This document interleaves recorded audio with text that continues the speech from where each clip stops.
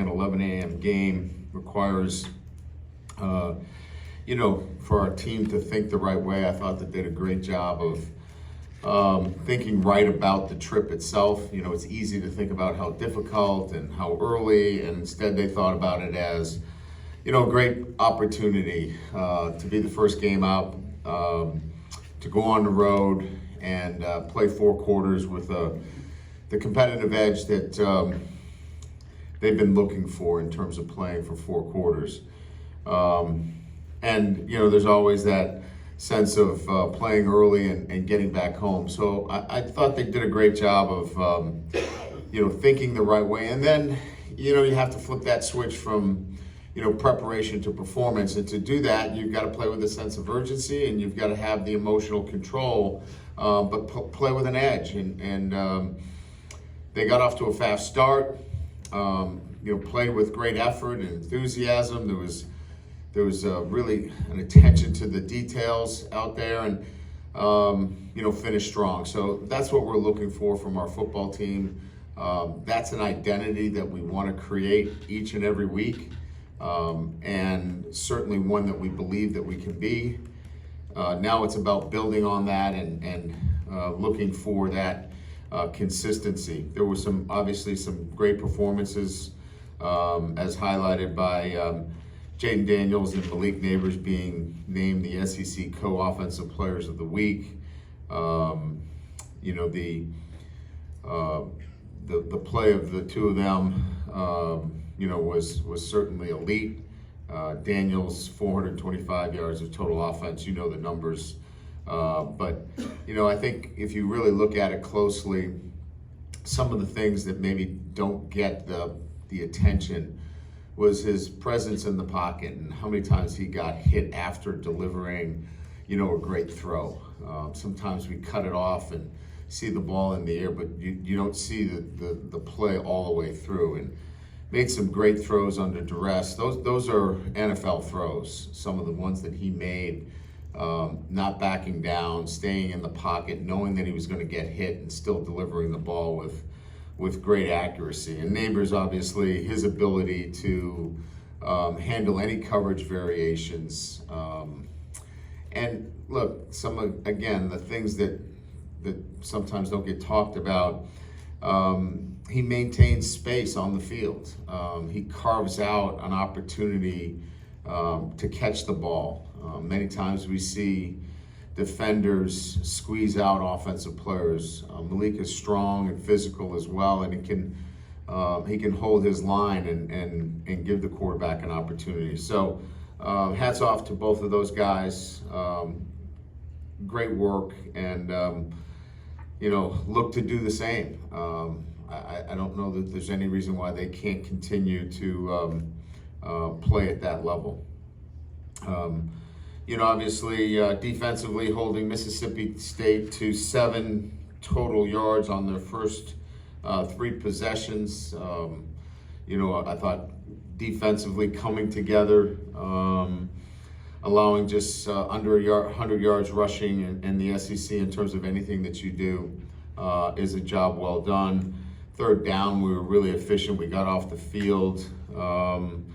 And again, harassed the quarterback, got the quarterback down, had sacks, did the things that you need to do in the SEC. You've got to play that kind of defense. So all in all, a great performance on the road, and now something that we need to certainly build on moving forward.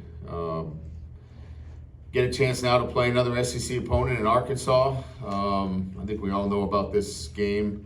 It is a hard-fought, physical game.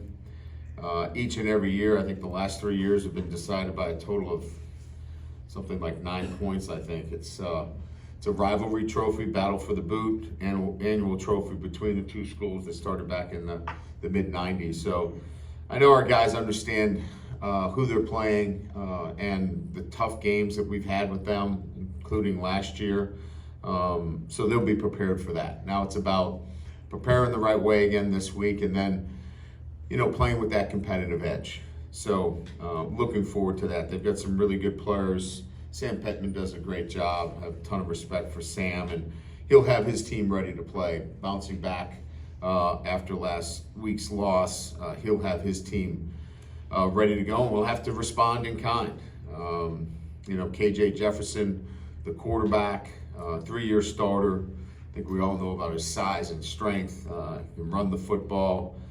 Raheem Sanders, AJ Green, 2 outstanding backs, Armstrong, and the defense, although a new defensive coordinator, outstanding coordinator coming from UCF. He's had great success, great pedigree in the SEC, was with Kevin Steele at Auburn. So we know we've got our hands full. So certainly looking forward to being in Tiger Stadium this Saturday.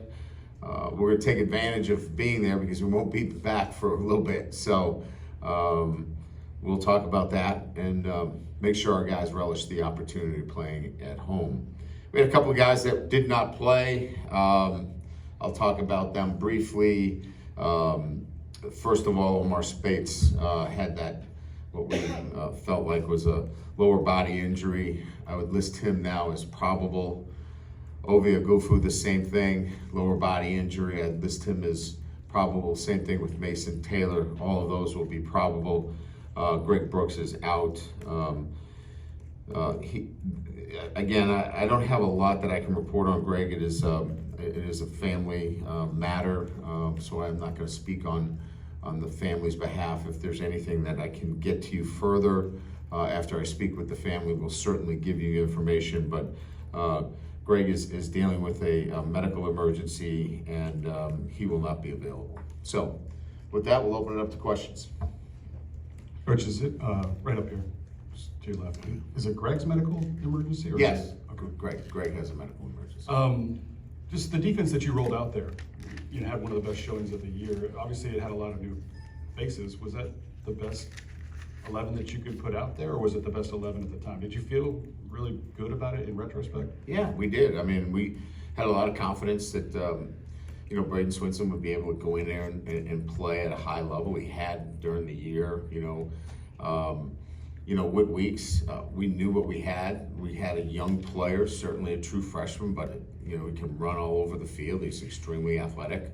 I think you get a little concerned when you play a lot of true freshmen. Certainly in the back end of your defense. Ryan Yates came in and played really well. He was clean. He was disciplined in his alignments. He was assignment correct. But you got 3 true freshmen on the field. On the road in the SEC, I don't think you're running around going, oh, this is great. But we have confidence in them that they could go out and play well. I think what it shows more than anything else, and Coach and I were talking about this, Coach House, is that we have more than 11, and we need to play them more. It's kind of like what we talked about the week before with Guillory and certainly Jefferson at the tackle position. They didn't play enough the week before, where they played much more, and you can see how that helps our rotation at the defensive line. I think you'll see now that we can play a lot more at the linebacker position and the safety position. Kind of following up with that, Coach, right over here, you mentioned Spates being probable for this week. How, in your experience, have you handled having a young guy like Weeks with Spates having so much experience and just handling kind of that role going forward with those guys and having obviously playable depth? Yeah, it's a good question. I think the guy that's really settled this for us in terms of, whoever he's been with has been Greg Penn. Greg's been outstanding. He's a settling factor out there for us. He gets guys lined up. He communicates very well. And that's a guy that we want to keep on the field. So, we'll be moving guys around to complement that. And I think, the best rotation keeps Greg on the field, and then we'll move guys in and out with him. In the middle here, Coach, do you ever think about over the last year and a half where you would be without Jaden Daniels? Yeah, he's been outstanding. Obviously, we've won a lot of football games, and certainly his ability to win the game with his feet, or in this instance, throwing the football and running the ball.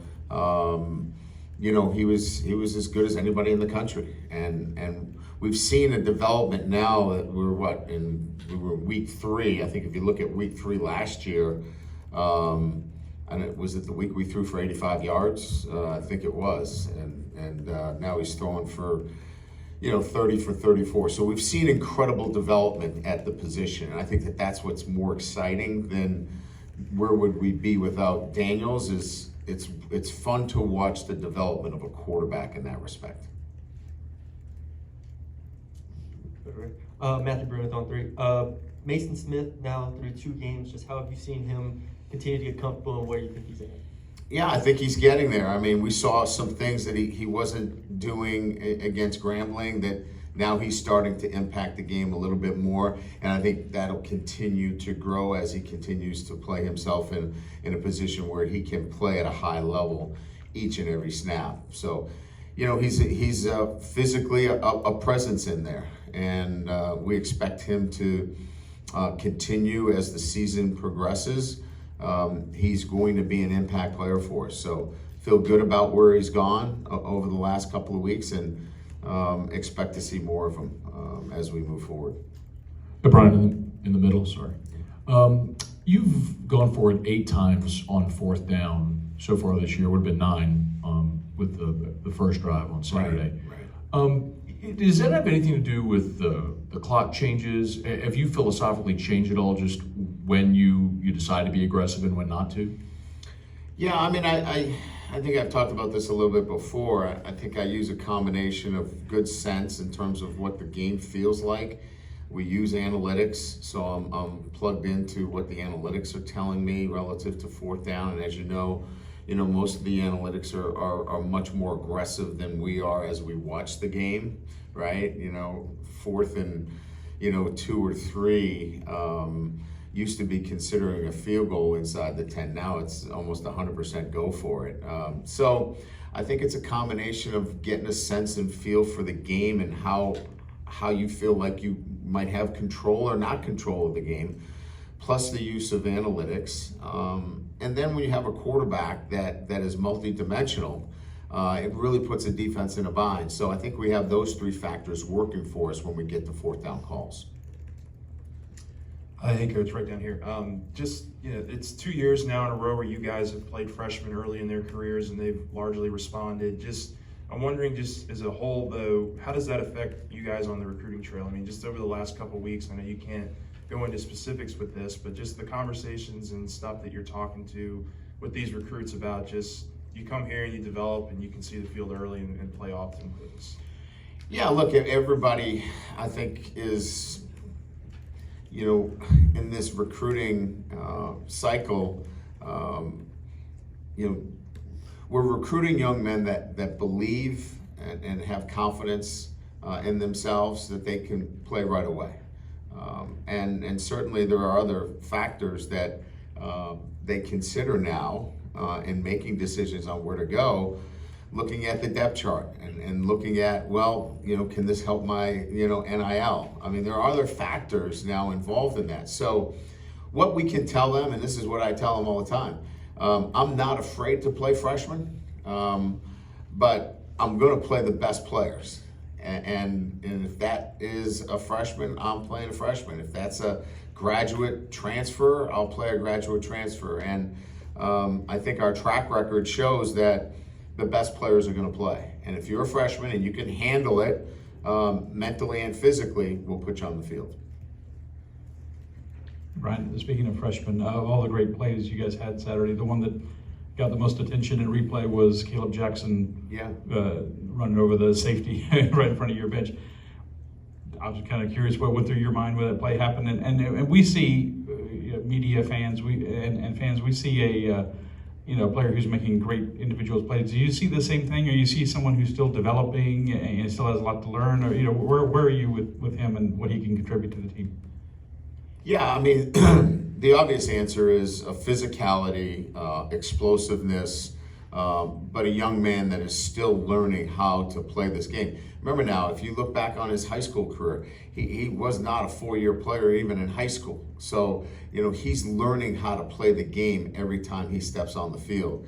And he's terrific to coach. I mean, the great part about it is he doesn't have much baggage. He's learning a lot about the game as we go along. We're talking to him about, some of the rules as it relates to kickoff. If the impetus of the ball goes into the end zone and it hits you, you don't have to take it out. These are foreign things to him. So, just teaching him the game and him learning the game is kind of where we're at with him. But it's easy to see the raw physical ability, but there's so much more to that. And that's and I know you watched the game closely, you saw what Diggs and Williams were able to do in third down protections against a very difficult scheme. Caleb's not ready for that. He will get ready for that, but he's just not there yet. Coach Savion Jones seemed to really impact the game early, pressure on the first drive, sack on the second drive. What are you seeing out of him? Just moving better. Here's a bigger guy that is starting to come into his size. He put on a lot of weight in the offseason. Good weight, but he's now having to play more football than he's ever played. He's starting to get a sense of how to train and put himself in a position to handle himself with this new role that he has. And I think he's only going to continue to get better. We saw that suddenness. We saw that reaction that we weren't getting earlier in the year. The game's starting to get easier for him again, and I just think he's going to continue to get better. Over here, yep, Brett Martel with AP. Do you have examples from throughout your coaching career of teams that maybe didn't do as well as expected right out of the gate, but turned out to be quite formidable, that have been instructive to you as you kind of try to figure out what are the remedies for not starting the way you want in the season? Yeah, I could probably, give you a number in 32 years of doing this. The specifics I'd have to take some time to think about. But I think that unless your team is ready-made, and I made it pretty clear with 14 transfers and the amount of freshmen that we were going to have to play, that's a red flag. If you're really looking at it carefully, that's going to require some tweaking. That's going to require for you to really understand that there's going to have to be some movement in terms of changing direction, with your team along the way. We were able to do that, I think, and I think we're finding the formula for this team. But I think that, most teams that I've had, there haven't been as many that are just add water and just go. They all require a little bit of, changing the formula as the season goes along to get the right mix. Competitive edge was a phrase that was used a lot after week one. This was the first game that I think I saw LSU push first instead of get pushed. How much of that was a point of emphasis, that toughness, I guess, out of your team and kind of taking it to the other team early? Yeah, I think clearly, we're looking for gentlemen off the field, but not gentlemen on the field. I would say that, going back to what's the right mix, I want tough guys on the field that play the game the right way. I don't want to be, a team that's penalized and we hurt our team, but we want guys that have a toughness to them. And then off the field, we want gentlemen. We might have played like gentlemen both on the field and off the field, and that's not who we are. And I think we're trying to find that identity. I think we're getting closer to it. KJ Jefferson is a guy that's obviously been starting for years for Arkansas. Just your evaluation of him and if you've noticed anything different with his development this year. Well, I think it's like any other quarterback, right? When you get into the final year and where you feel like this is your year, you want to do well, and I think he certainly feels like this is his year to showcase himself. So, I thought maybe if you look at the last quarters, he's trying to make plays, but he's got a lot of new players around him as well. So it's not all about him. He's got some young players that have to develop, or new players that have to develop around him. but he's still the big, physical, athletic quarterback that scares you. He's hard to bring down. He's got a live arm, and we're going to be prepared for him to play his best against us. Hey, Coach, over here. Just building off of that, you talked about playing against some mobile quarterbacks early in the season, and y'all played against Will Rogers, had a lot of success, maybe not as mobile as the other quarterbacks y'all played against, but what are some things that can take away that can translate to the success y'all had on Saturday against Will Rogers, against another mobile quarterback? Well, I think fundamentally, a lot of the things that we talk about are, keeping the ball and leverage the defense, keeping the ball inside the pocket, making quarterbacks earn it instead of, giving up, easy, rush lanes, all those things that are the fundamentals of playing good defense. We weren't on point early on. We were much better on Saturday. When we leveraged the ball, when we held the point, when we did our job, we made it very difficult for Mississippi State. We're going to look to do the same. Coach, what are the pros and cons offensively on 3rd and short, 4th and short, running out of the shotgun as opposed to getting under center and then handing it to a guy? And what do you debate there? It's really about, where are the reps taken the most? Like, what do you do the most in your offensive structure? If you're a team that runs shotgun like we do 99% of the time, do you carve out, how much time do you carve out for a direct snap offense? Because you have to carve out time for that. And then you have to be able to put in that time within your practice structure to work on your direct snap. With direct snap, you have to think about direct snap quick game, play action pass, all the things that go along with that, 5-step, 7-step drop. So, we have all that. It's just, is it from what we do with a quarterback that can run option, is that best suit a Jaden Daniels? That might suit another quarterback that we have to run a little bit more direct snap. But with a guy like Jaden Daniels, it suits us better to be in the shotgun. Yeah, Brian, right here, 2 questions. First, Harold Jackson, did he seem like he was back in his comfort zone Saturday? And the second one is, what did Mississippi State do to take Will out of his, I guess, he usually plays pretty consistent, but he had a rough game on the offensive line.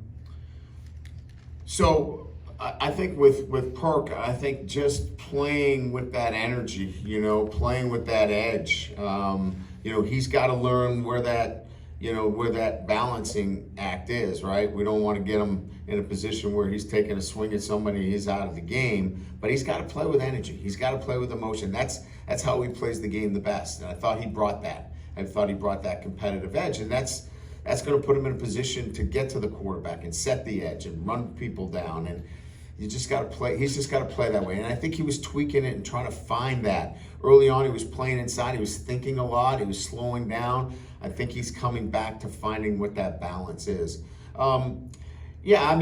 Look, the first penalty on the goal line, that was on our center. The center did not snap the ball on the clap.